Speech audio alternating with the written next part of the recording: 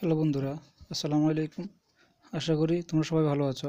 আজকে আমরা আলোচনা করব লিনিয়ার অ্যালজেব্রার যোগাসূত্রের সমাবেশ, নির্ভরশীলতা, অনির্ভরশীলতা অধ্যায়ের কিছু গাণিতিক সমস্যা নিয়ে। আমাদের আগের বিগত লেকচারটিতে আমরা যোগাসূত্রের সমাবেশ, নির্ভরশীলতা, অনির্ভরশীলতার অধ্যায়ের একটি খুব গুরুত্বপূর্ণ উপপাদ্য আলোচনা করেছি। তো আজকে আমরা কিছু গাণিতিক সমস্যা আলোচনা করব। তো আমাদের এখানে একটা গাণিতিক এক্সাম্পলে বলছে যে ইউ ভেক্টরকে u1, u2, u3 ভেক্টর সমূহের যোগাশ্রয় সমাবেশ রূপে প্রকাশ করো। তো আমরা তো যোগাশ্রয় সমাবেশ রূপে প্রকাশ কীভাবে করে সেটা জানি। তার জন্য আমাদেরকে আমাদের আগের যোগাশ্রয় সমাবেশের যে সংখ্যাটা আছে সেটা একটু দেখতে হবে। আমাদের যোগাশ্রয় সমাবেশের সংখ্যাটা কী ছিল?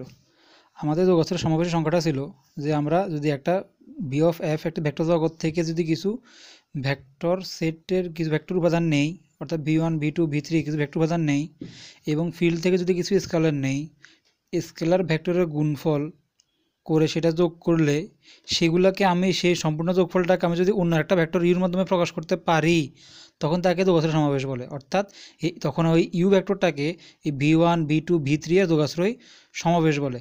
তাহলে আমরা যেহেতু আমাদেরকে এই গাণিতিক সমস্যাগুলোর ভিতরে বলছে যোগাশ্রয় সমাবেশ প্রকাশ করো, সেজন্য আমরা এখন আমাদের যোগাশ্রয় সমাবেশের যে সংখ্যাটা আছে সেটা এখানে প্রয়োগ করব। তো এখানে বলছে ইউ ভেক্টর, এখানে ইউ একটা ভেক্টর বলে দিছে, ইউ ভেক্টর বলে দিছে কত 1 - 2 5। ইউ ভেক্টর বলে দিছে ইউ ভেক্টর হচ্ছে এত। ইউ ভেক্টরকে বলছে u1, u2, u3 ভেক্টর সমূহের যোগাশ্রয় সমাবেশ প্রকাশ করতে বলছে। অর্থাৎ ইউ ভেক্টরটা এখানে বলে দিছে এবং u1, u2, u3 ভেক্টর তিনটাও কি এখানে বলে দিছে। তাহলে আমরা এই ইউ ভেক্টরটাকে এই u1, u2, u3 এর যোগাশ্রয় সমাবেশে প্রকাশ করব।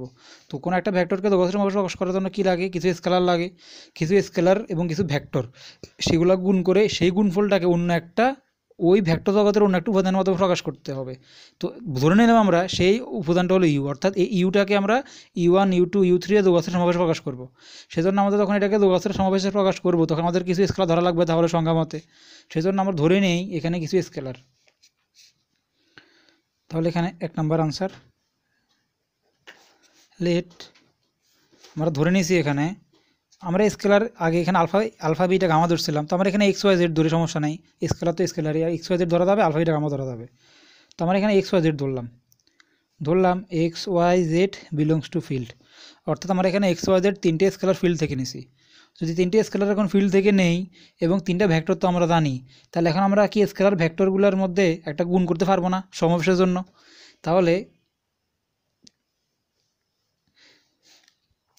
এই u1 ভেক্টর সাথে এই একটা স্কেলার, অর্থাৎ u1 into x scalar vector গুণফল, যোগাশ্রয় সমাবেশ সংখ্যাটা যেটা সেটা লিখতেছি স্কেলার ভেক্টর গুণফল। আরেকটা ভেক্টর বলছি u2 ইন্টু ওয়াই, এটার সাথে স্কেলার রাখছি ওয়াই। আরেকটা ভেক্টর বলছে এখানে u3 সাথে সাথে রাখছি এখানে জেড। কেন? কারণ আমাদেরকে তো এখানে u1, u2, u3 তিনটে ভেক্টর বলেই দিছে। এই তিনটে ভেক্টরকে বলছে ইউ ভেক্টরের যোগাশ্রয় সমাবেশে প্রকাশ করতে। সেজন্য যোগাশ্রয় সমাবেশ প্রকাশ করতে হলে আমাদেরকে তো যে যোগাশ্রয় সমাবেশের যে সংজ্ঞা সেটা অনুযায়ী তো আমাদেরকে স্কেলার ভেক্টর গুণফল লাগবে। সেজন্য আমরা চিন্তা করছি তিনটে স্কেলার নিয়েছি এক্স ওয়াই জেড। কেন তিনটে স্কেলার নিয়েছি? কারণ আমাদেরকে এখানে তিনটে ভেক্টর বলছে, এই তিনটে ভেক্টরে যোগাশ্রয় সমাবেশ প্রকাশ করতে বলছে। সেজন্য আমরা তিনটে স্কেলার নিয়েছি এক্স ওয়াই জেড। তারপরে যোগাশ্রয় সমাবেশের যে সংজ্ঞা সেটা অনুসারে আমাদেরকে তাহলে কী করতে হবে? স্কেলার ভেক্টর গুণ করতে হবে। সেজন্য এখানে স্কেলার ছিল এক্স, এর সাথে ভেক্টর হতাম u1টা গুণ করছি। তারপরে এখানে u2 সাথে ভেক্টর স্কেলার ওয়াইটা গুণ করছি, u3 সাথে স্কেলার জেডটা গুণ করছি। তো আমরা যোগাশ্রয় সমাবেশ সংখ্যা শিখছিলাম তাদের যখন আমরা কোনো স্কেলার সাথে কোনো ভেক্টর গুণ করি তখন সেটা কী হয়ে যায়? একটা ভেক্টর হয়ে যায়। এখানে u1 সেটা হচ্ছে স্কেলার, এক্স হচ্ছে এখানে কি ভেক্টর, u1 হচ্ছে এখানে ভেক্টর, এই এক্স হচ্ছে কি স্কেলার, স্কেলার সাথে ভেক্টর কি গুণ আকার আছে, তাহলে এখানে একটা ভেক্টর হয়ে গেছে। এখানে u2 একটা ভেক্টর, ওয়াই হচ্ছে একটা স্কেলার, ওয়াই স্কেলার সাথে ভেক্টর কি গুণ আকারে আছে, সেজন্য এটা একটা ভেক্টর হয়ে গেছে। তাহলে এখন এগুলো সবগুলোকে এক একটা ভেক্টর।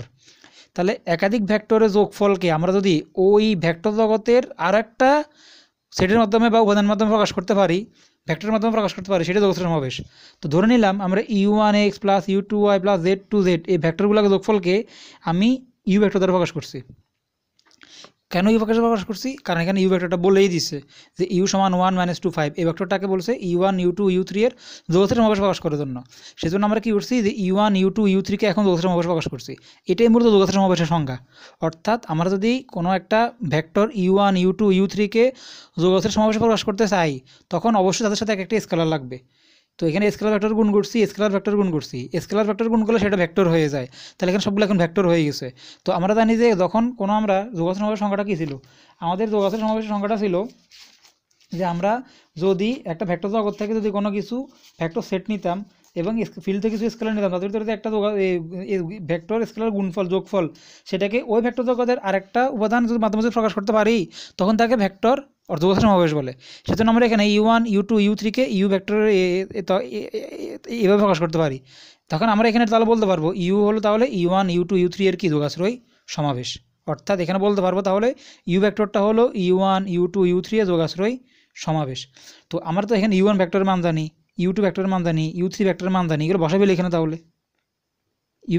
ইউ ভেক্টর এটা মান জানি, ইউ ভেক্টর বলে দিছে 1 - 2 5 বসা দিয়েছি ইকুয়াল টু U1 তো বলে দিছে কত 1 1 1 ইন্টু স্কেলার এক্স প্লাস U2টা বলে দিছে, U2 কত বলছে 1 2 3 ইন্টু কত স্কেলার এটার সাথে ওয়াই প্লাস U3 বলে দিছে কত 2 - 1 1 এর সাথে স্কেলার কত জেড। তো আমরা এখন স্কেলারের সাথে যেহেতু ভেক্টর এই তিনটা আছে এক্সের সাথে স্কেলারের সাথে তিনটা গুণ করে ফেলি।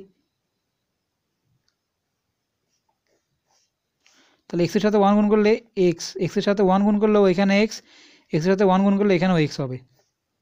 ওয়াইয়ের সাথে এখানে ভেক্টর তিনটা গুণ করে ফেলি, তাহলে ওয়াই 2y 3y। জেডের সাথে ভেক্টর তিনটা গুণ করে ফেলি, তাহলে এখানে আসবে 2z - z z।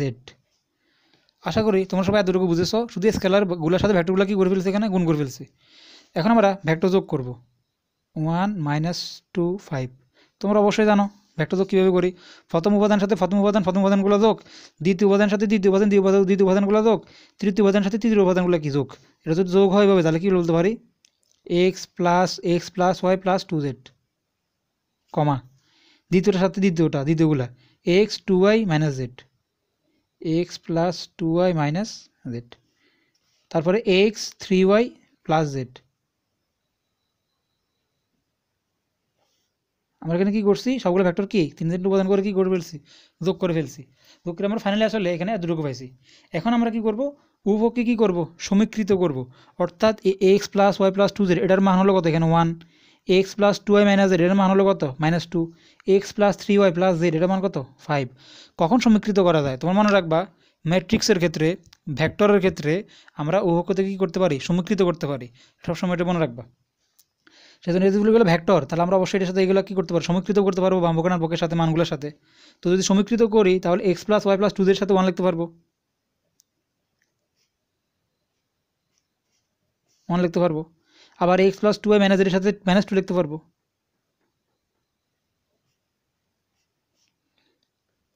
এবং এখানে x + 3y + z এর সাথে 5 লিখতে পারবো।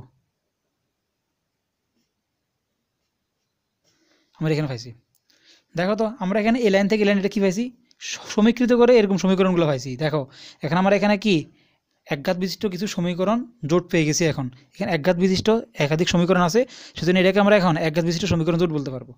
তো এখন আমরা এটাকে যদি যোগাশ্রের সমাবেশ প্রকাশ করতেছি, তো যোগাশ্রের সমাবেশ প্রকাশ করার জন্য আমাদেরকে স্কেলার ভেক্টর দুটোটা মান জানা লাগে।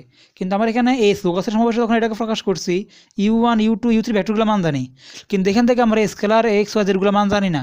তাহলে আমাদের মূল টার্গেট হলো এখান থেকে তাহলে স্কেলার এক্স ওয়াই জেডের মানগুলো বের করে তখন আমরা এটা একটা সমীকরণ দিয়ে রাখি, এই সমীকরণে বসাই দিব এক্স এর ওয়াই এর জেডের মান, তখন আমরা বলতে পারবো তাহলে ইউ ভেক্টরটাকে তাহলে কী হয়েছে U1 U2 U3 যোগাশ্রের সমাবেশে প্রকাশ করা গেছে। আমাদেরকে এটাই বলছে। তাহলে এখন কাজ হলো এই একঘাত বিশিষ্ট সমীকরণ জোটকে সমাধান করে আমরা এক্স ওয়াই জেড এর মান কী করতে হবে বের করতে হবে। তো আমরা বলছিলাম যে সমীকরণ সমাধান করা খুবই সহজ জিনিস হলো ইসেলন আকার। সেই জন্য আমরা এখন এই সমীকরণ জোটটাকে কী করবো ইসেলন আকার করবো। তো ইসেলন আকার করার সময় আমরা জানি কি প্রথম সমীকরণটা ঠিক থাকে, দ্বিতীয় সমীকরণ প্রথম উপাদানটা শূন্য করা লাগে, তৃতীয় সমীকরণ প্রথম উপাদানটা 0 করা লাগে। ফার্স্ট ধাপে এটা করবো। তো এটা যদি করি আমরা তাহলে এটা কী হবে আমি এটা আবার পর লিখে ফেলতেছি, বার পৃষ্ঠা উল্টানো লাগবে। সমীকরণ জোটটা কী পেয়েছি আমরা এখানে x + y + 2z = কত পাইছি 1, x + 2y - z = কত -2, আরেকটা পাইছি আমরা x + 3y + z = কত 5। এখন আমরা এটাকে ইসেলন করব। স্থানান্তর করার সময় আমরা দ্বিতীয় সারির প্রথম উপাদানটা জিরো করবো, সেজন্য প্রথম সারির সাহায্য নিতে হবে। তো আমরা লাইন এটাকে আমরা দ্বিতীয় লাইন ধরবো, এটাকে প্রথম লাইন ধরবো, এটা তৃতীয় লাইন ধরবো, অর্থাৎ লাইন 2 থেকে লাইন 1 বিয়োগ দিলে তো এটা জিরো হয়ে যায়, সেজন্য এখানে কাজটা করবো। তাহলে যদি আমরা এখানে করি, অর্থাৎ L2 প্রাইমে কাজ করবো আমরা, এটাও জিরো করবো, সেজন্য লিখতেছি L2 মাইনাস কত L1, কারণ এটাতে এটা বিয়োগ করলে সরাসরি এক্স যেহেতু সহগ এখানে এক এক আছে, বিয়োগ করলে এটা কী হয়ে যাবে, জিরো হয়ে যাবে। তাহলে এটা জিরো হয়ে গেছে এখন বিয়োগ করার ফলে। 2y থেকে যখন y যাবে তখন প্লাস y এখানে একটা থাকবে,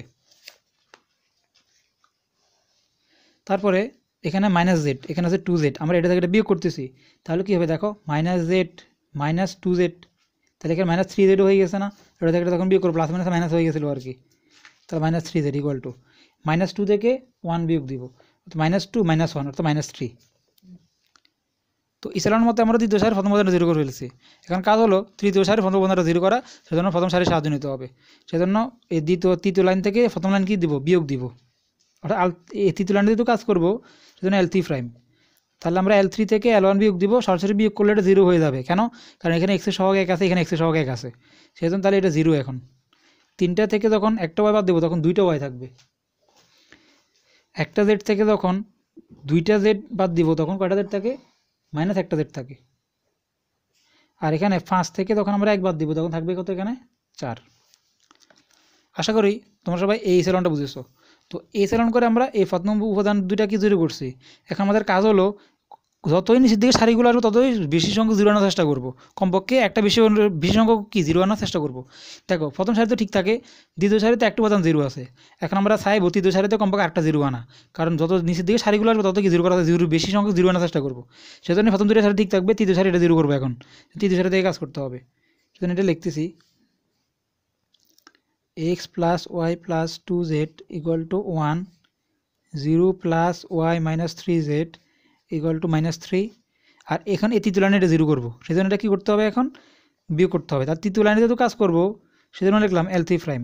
তো আমরা তখন এই 2y থেকে দ্বিতীয় সারি, আমাদের প্রথম সারির মাধ্যমে আমরা কাজ করে ফেলছি, এখন দ্বিতীয় সারি নিয়ে কাজ করবো। তো যখন আমরা 2y থেকে যখন y বাদ দিব এটা জিরো হবে না, কারণ এখানে y এখানে y সহগ 1, এখানে y সহগ 2, তাহলে এই দ্বিতীয় সারির সাথে 2 গুণ করতে হবে, করে 3 থেকে বিয়োগ দিতে হবে, তাহলে কাটা যাবে। তার সেজন্য আমরা এখানে এটা লিখবো L3 মাইনাস 2L2, কারণ এটা করার ফলে কী হয়েছে, এখন এটা 2 দ্বারা গুণ করলে 2y, এটা 2y আছে, 2 থেকে 2y গেলে জিরো চলে আসে। তারপরে এখানে মাইনাস জেড, এটার সাথে গুণ করতেছি আমি কত 2, তাহলে মাইনাস জেড প্লাস হয়ে যাবে, অর্থাৎ এখানে মাইনাস জেড প্লাস 6z হয়ে যাবে। তো মাইনাস জেড প্লাস 6z মানে কত, মাইনাস জেড প্লাস 6z মানে প্লাস 5z ইকুয়াল টু, এখানে এটা 4, এটার সাথে গুণ করতেছি আমি কত দ্বারা 2 দ্বারা, তাহলে 2 দ্বারা তখন 3 দুগুণে 6 হয়ে যাবে, মাইনাস এখানে একটা আছে, এই মাইনাসে মাইনাসে এটা প্লাস হয়ে যাবে, তাহলে 6 প্লাস 4 মানে 10। আমরা এটা কি সেলন করে ফেলছি, আর কিছু শূন্য করা যাবে না, কারণ সর্ব কমপক্ষে একটা হলেও বেশি সংখ্যক জিরো আনার চেষ্টা করতে হবে। যেহেতু আমাদের তিনটা সারি করে ফেলে আমার ফাইনালে তো আসলে 2টা জিরো পাইছি, আর কিছু করা যাবে না। তো দেখো আমরা যখন একক বিশিষ্ট সমীকরণ জোট রোধে আলোচনা করেছিলাম তখন আমরা দেখছিলাম যে যদি শেষেই সেলনাকার করার পরে চলক সমান মান এরকম ফর্মেট আকারে থাকে, দেখো এখানে 5z সমান 10, চলক সমান মান এরকম কোনো একটা ফর্মেট আকারে আছে, অথবা এখানে সমীকরণ এখানে 3টা আছে, চলকও XYZ চলকও 3টা আছে। যদি কোনো সমীকরণ জোটের সমীকরণ সংখ্যা সমান থাকে, অথবা শেষে চলক সমান মান এরকম ফর্মেটে আসে, তখন ওই সমীকরণ জোটের অনন্য সমাধান বা একক সমাধান বিদ্যমান। তাহলে এখান থেকে এখন আমরা ক্যালকুলেশন করে z এর মান, y এর মান, x এর মান কি বের করতে পারবো। সেজন্য তৃতীয় লাইন থেকে কী পাই, L3 prime 5z equal to 10 আছে, এখান থেকে z এর মান বের করতে পারবো কত, 10/5 মানে কত, z এর মান পাইছি এখানে কত 2। z এর মান যখন আমরা দ্বিতীয় সারিতে বসাবো তখন অবশ্যই আমরা y এর মান পাবো, সেজন্য L2 implies y minus 3z minus 3, তাহলে y equal to minus 3 plus 3z, y equal to এখানে মাইনাস 3 প্লাস 3 ইন্টু z এর মান বসাবো, z কত পাইছি 2, তাহলে y equal to minus 3 plus 6, তাহলে আমি এখানে y এর মান কত পাইছি 3। আমরা দেখুন এখন এখানে থেকে y এর মানও জানি, z এর মানও জানি, লাইন 1 থেকে আমরা x মানও বের করতে পারবো। সেজন্য আমরা লাইন 3 ইমপ্লাইজ, অর্থাৎ লাইন 3 থেকে কাজ করবো, সরি লাইন 1 ইমপ্লাইজ, লাইন 1 থেকে আমরা x মান বের করতে পারবো। তো লাইন 1টা কী ছিল, x plus y plus 2z equal to কত 1। এখান থেকে যেহেতু x বের করবো y জেডগুলো ফাটাই দিই,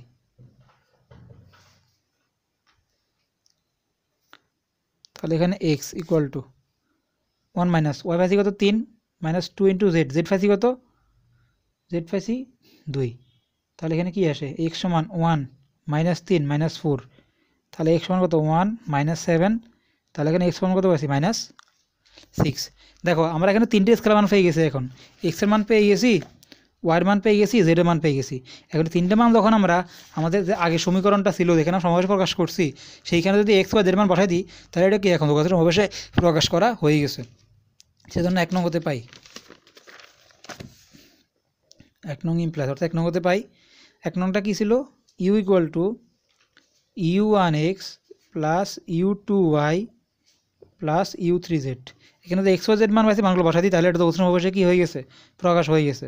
তাহলে এক্স মান কত মাইনাস 6টা আগে লিখছি, ওয়াই পাইছি কত, ওয়াই পাইছি 3, তাহলে 3 ইন্টু u2 প্লাস জেড পাইছি কত, জেড পাইছি এখানে আমরা 2, তাহলে 2u3। ব্যাস এটাই কি নির্ণয় যোগাশ্রয় সমাবেশে রূপান্তর, এটাই এখানে আনসার। আশা করি তোমরা সবাই এই খুব গুরুত্বপূর্ণ গাণিতিক সমস্যাটা বুঝেছো। তো এখন আমরা আমাদের এখানে পরের গাণিতিক সমস্যাটা সেটা আলোচনা করি। আমাদের এখানে 2 নম্বর যেটা ছিল প্রশ্নে সেটা একই রকমভাবে যে একটা ইউকে বলছে u1 u2 u3 এ যোগাযোগ সমাবেশ প্রকাশ করতে, সেজন্য এইটাও এখন আগেরটার মতন অনুরূপভাবে হবে। তো এটা করি এখানে 2 নম্বর আনসার। তো 2 নংটা কি আছে, 2 নংটা প্রশ্ন লিখতেছি এখানে,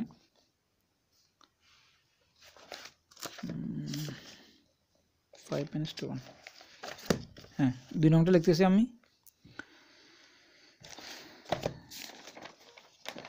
আগের মতো এখানে 3টে স্কেল ধরে নেব আগেরটার মতো সম্পূর্ণ, সেজন্য লেট ধরে নিলাম এখানে x y z belongs to field, x y z scalar থেকে নিয়েছি। তাহলে আমরা অবশ্যই তাহলে লিখতে পারবো যেহেতু ইউ ভেক্টরটাকে আগের মতো বলছে সেজন্য ইউ সমান কত, আগের মতো স্কেলার এক্স মতো প্রকাশ করতেছি, x u1 plus y u2 plus z u3।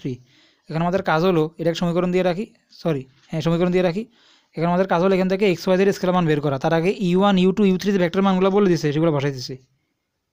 আমি প্রশ্নটা গিভেন ডেট লিখে নাই, এখানে লিখতেছি ইউ সমান কি দিছিল 5 মাইনাস 2 1, u1 দিছে মাইনাস 1 2 0, আর u3 বলেছিল এখানে 0 1 মাইনাস 1, এই তিনটা বলে দিয়েছিল আর কি, এখানে লিখতেছি এখন। তাহলে আমরা স্কেলার সাথে ভেক্টর গুণ করবো। u1 তো বলে দিছে কত, u1 বলে দিছে, এটা বলছে u1 কত বলছে মাইনাস 1 2 0, u2 এটা 0 1 মাইনাস 1, এটা হচ্ছে u3, u2টা হয়েছে 3 1 2। হ্যাঁ এখন এগুলো আমরা কি করব, গুণ করব। প্রথমে এই স্কেলার সাথে u1 মান বসাই দিচ্ছি, u1 কত, u1 হচ্ছে এখানে মাইনাস 1 2 0 প্লাস ওয়াই u2 কত 3 1 2, এই যে 3 1 2 প্লাস জেড ইন্টু u3 কত 0 0 1 মাইনাস 1। তো আগের মতো করি, তাহলে এক্সের সাথে গুণ করে ফেলি মাইনাস এক্স 2x, এক্সের সাথে 0 গুণ করলে 0, ওয়াইয়ের সাথে গুণ করলে 3y কমা ওয়াই কমা 2y প্লাস এটার সাথে গুণ করলে 0 Z minus Z.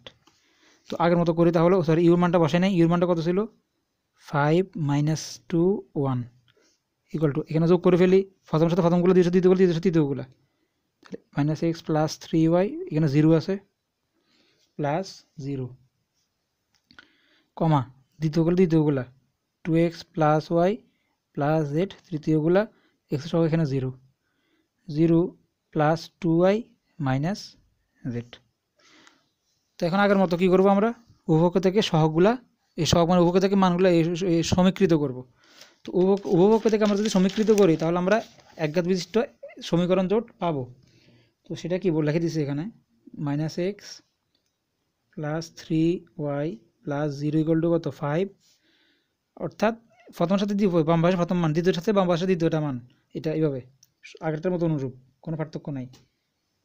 2x plus y plus z equal to minus 2, আরেকটা কী ছিল 0 plus 2y minus y equal to কত 1।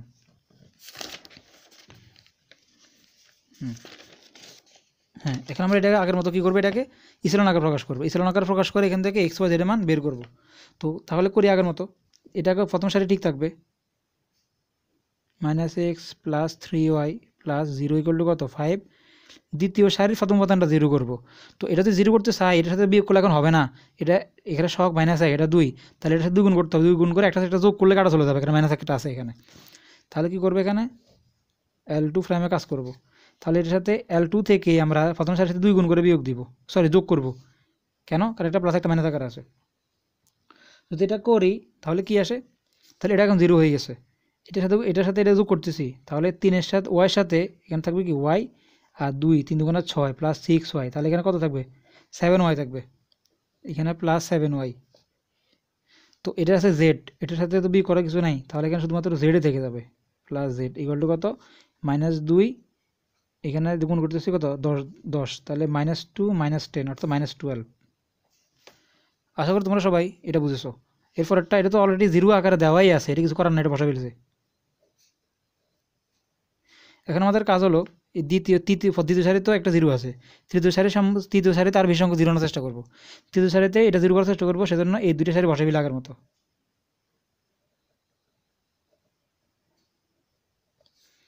তাহলে 0 plus 7y plus z equal to কত -12, এটা 0 করবো। সেজন্য তৃতীয় সারিতে কাজ করবো। এটা 0 করতে হলে কী করতে হবে দেখো, এই তৃতীয় সারি এটার সাথে 7 গুণ করতে হবে, এর সাথে 2 গুণ করতে হবে, অবনয়ন পদ্ধতির মতন আর কি, তাহলে এটার সাথে সমান হবে। তাহলে এটার সাথে তৃতীয় সারির সাথে কত গুণ করবো 7, 7l3 মাইনাস 2l2। এটা করার ফলে কী হয়েছে, এখন এটা 14y হয়ে গেছে, এটা 14y হয়ে গেছে। এখন এটাতে একটা বিয়োগ করলে কাটা চলে যাবে, প্রথম এটা 0 আছে, এখানে আছে -y, এটা 7 গুণ করতেছি, তাহলে কত -7y, বিয়োগ করতেছি, এটার সাথে গুণ করতেছি কত 2, মাইনাস কত 2z, তাহলে এখানে -9z হবে। 1 মাইনাস আছে প্লাস, তাহলে কত আসবে এখানে দাঁড়াও ওয়েট করো, এখানে আছে -y, সরি এটা তো y না, এটা z, ভুল হয়ে গেছে, এটা z, তাহলে এটা হচ্ছে কত এখানে z। আচ্ছা, তাহলে এটা z থেকে যখন আমরা এটা গুণ করছি 7 দ্বারা, তো 7 দ্বারা গুণ করলে এখানে এটা হয় 7z, এখানে এটা শুধুমাত্র -z, তাহলে এটা -7z -2z, এটা তো 9z হয়েছে। হ্যাঁ, এখানে আছে 1 -12, তো এটার সাথে কোনো 7 দ্বারা, তাহলে এটা 7 -1 হচ্ছে প্লাস, এটা গুণ করছে 2 দ্বারা,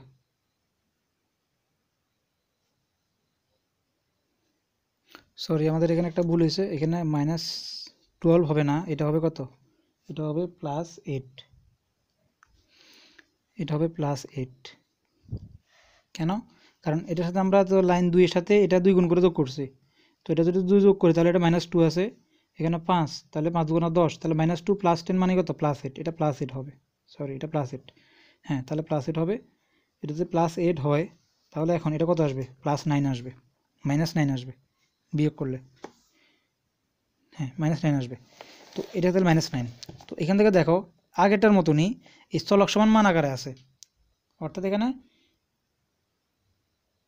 হ্যাঁ চলক সমান আকারে আছে। তো চলক সমান মান আকারে থাকলে স্থিরণ আকারে জানি আমরা তার একক সমাধান বা অন্য সমাধান বিদ্যমান, অথবা এই একাধিক বিশিষ্ট সমীকরণ ধরে 3টা সমীকরণ বিদ্যমান, এই x y 3 চলক বিদ্যমান, চলক থেকে সমীকরণ বিয়োগ দিলে আমরা কীভাবে চলক সংখ্যা সমীকরণ সংখ্যা সমান, তাহলে এখানে কোনো স্বাধীন চলক নাই, তাহলে এটা একক সমাধান বিদ্যমান।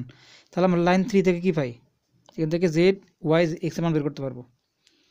-9z ইকুয়াল টু কত -9, তাহলে এখানে ফাইনালি আমি z ফর্ম কত পাবো 1 পাবো।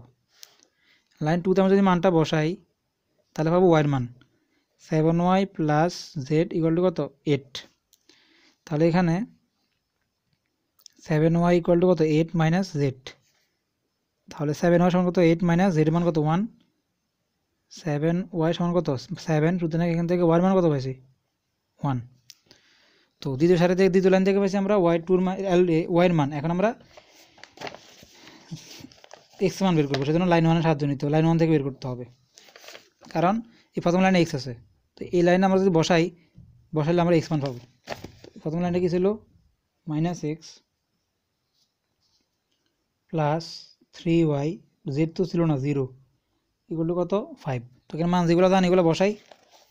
তাহলে এখানে এটা হয়েছে -x প্লাস 3 ইন্টু ওয়াই, ওয়াইয়ের মান কত পাইছি, ওয়াইয়ের মান পাইছি 1, জেড তো নাই সমান 5।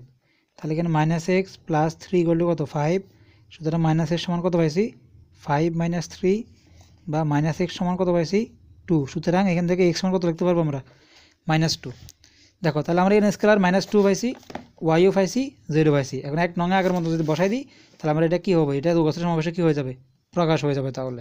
তাহলে এই 1 নং হতে পাই ইউ সমান সমান এক্স পাইছি কত -2u1 প্লাস ওয়াই হচ্ছে 1, তাহলে লিখলাম না, শুধু y2 লিখলাম, প্লাস জেড হচ্ছে 1, তাহলে 1 লিখলাম। আচ্ছা দেই 1 ইন্টু কত y3। এটাই কি নির্ণয় যোগসূত্র সমাবেশে কি রূপান্তর। তো আশা করি তোমরা সবাই আজকের এই খুব গুরুত্বপূর্ণ দুইটা গাণিতিক সমস্যা বুঝেছো।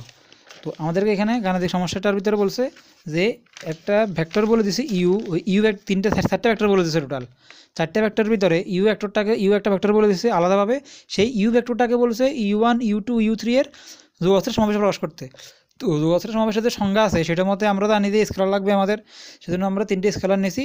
তারপরে যোগসূত্র সমাবেশের যে শর্তটা ছিল সেটা কি, স্কেলারের সাথে ভেক্টর গুণ করতে হবে, স্কেলারের সাথে ভেক্টর গুণ করতে হবে, স্কেলারের সাথে ভেক্টর গুণ করতে হবে, গুণ করলে সেটা তো করলে সেই যোগফলটাকে ওই ভেক্টর জগতের আরেকটা ভেক্টর যারা প্রকাশ করতে পারবো, ধরলাম সেটা ইউ। কারণ এখানে বলছে ইউটাকে u1 u2 u3 এর মাধ্যমে কী করতে বলতে, প্রকাশ করতে বলছে। সেজন্য আমরা এখানে প্রকাশ করে এখান থেকে মানে এই কাজ ক্যালকুলেশনগুলো করে এই চালনাকার করে সেখান থেকে x y এর মান বসাই দিছি, এটা কি নির্ণয় যোগসূত্র রূপান্তর কি হয়ে গেছে। তো আশা করি তোমরা সবাই আজকের এই গুরুত্বপূর্ণ গাণিতিক সমস্যা দুইটা বুঝেছো। তো আমরা আমাদের পরের লেকচারে এই অধ্যায়ের আরও কিছু গাণিতিক সমস্যা নিয়ে আলোচনা করব। তো তোমরা সবাই ভালো থাকো, আজকে পর্যন্তই, আল্লাহ হাফিজ, আসসালামু আলাইকুম।